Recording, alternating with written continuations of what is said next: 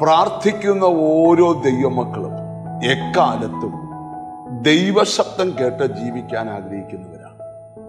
എങ്ങോട്ട് മൂവ് ചെയ്യണം, എന്തു ചെയ്യണം, എങ്ങനെ മുന്നോട്ട് പോകണം, അതൊക്കെ ദൈവത്തിൽ നിന്ന് കേൾക്കുവാൻ ആഗ്രഹിക്കുന്നവരാണ് ദൈവത്തിൻ്റെ മക്കൾ. യെശയ്യാ പ്രവാചകന്റെ പുസ്തകത്തിൽ നിന്ന് ഇന്ന് അങ്ങനെ ഒരു സന്ദേശമാണ് നിങ്ങൾക്ക് കൈമാറാൻ പോകുന്നത്.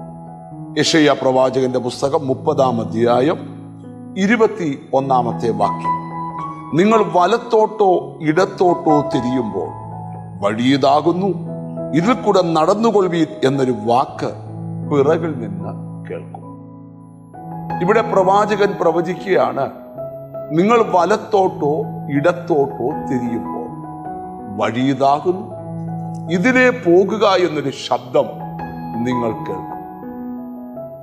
ദൈവശബ്ദത്തിന്റെ വലിയ പ്രാധാന്യത, നാം പോകേണ്ട വഴി നമുക്ക് ദൈവശബ്ദത്തിലൂടെ തിരിച്ചറിയാൻ കഴിയും.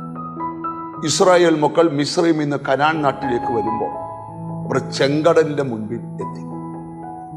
പുറപ്പാട് പുസ്തകം 14-ാം അധ്യായത്തിൽ വരുമ്പോൾ മോശ മുമ്പിൽ വെളിപ്പെട്ട കടലിനെയും രണ്ടു പുറത്തും തലപൊക്കി നിൽക്കുന്ന പർവ്വതത്തെയും പുറകെ വരുന്ന ഫറവോനെ നോക്കി ലക്ഷക്കണക്ക് വരുന്ന ഇസ്രായേൽ ജനത്തെ നോക്കിയിട്ട് ദൈവത്തോട് നിലവിളിക്കുവാൻ തുടങ്ങി.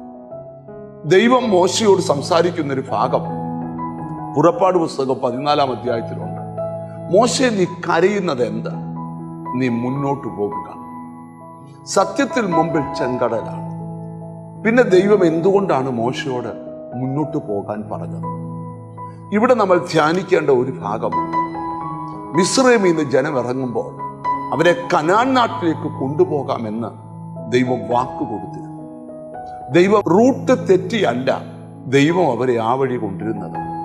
ദൈവം തൻ്റെ ആലോചന പ്രകാരമാണ് ജനത്തെ നടത്തുന്നത്. മുമ്പിൽ കടലാണെന്നറിഞ്ഞിട്ടും എന്താണ് ദൈവം മുന്നോട്ട് പോകാൻ പറഞ്ഞത്? മോശ കാണാത്ത വഴി ഇസ്രായേൽ മക്കളുടെ മുമ്പിൽ ദൈവം വരച്ചിട്ടിട്ടുണ്ടായിരുന്നു. എന്താണ് ഇന്നത്തെ സന്ദേശം? നീ ഒരു തടസ്സത്തിന്റെ മുമ്പിലാണോ? ഒരു പ്രതിസന്ധിയുടെ മുമ്പിലാണോ? ദൈവം നിന്നോട് സംസാരിക്കുക.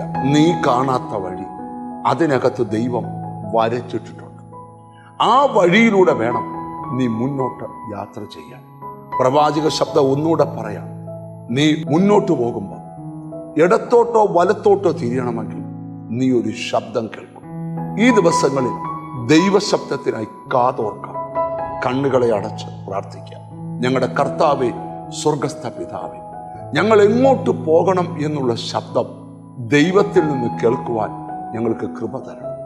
എന്നോട് ചേർന്ന് പ്രാർത്ഥിക്കുന്ന മക്കളെ നിന്റെ നാമം ചൊല്ലി പിതാവിൻ്റെയും പുത്രന്റെയും പരിശുദ്ധാത്മാവിന്റെ നാമത്തിൽ അനുഗ്രഹിച്ച് പ്രാർത്ഥിക്കുന്നു.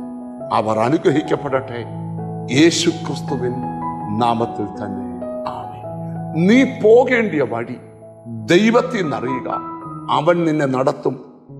God bless.